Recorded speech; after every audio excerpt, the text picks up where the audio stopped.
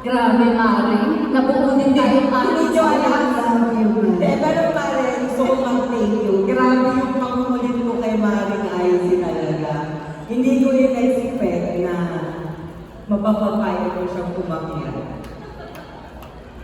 Kasi ang usapan namin, manonood lang siya. Sabi ko, manonood lang ako. Hindi, umakyat ka, bibigyan kita ng mic. Hindi, kumukulang ako. Ganon.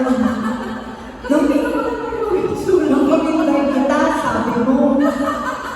Kaya sabi ko, uy, okay pa ako ngayon? Sabi lang, pare, mag-chip in ka lang. Kasi sa'yo naman yung binayad mo sa make-up. Diba? Tapos chip in lang, yes na.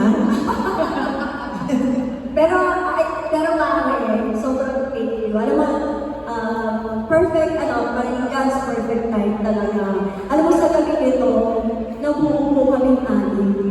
Kahit Lord talaga. Praise God. Diba? Alam mo yan, talaga. Pero, thank you.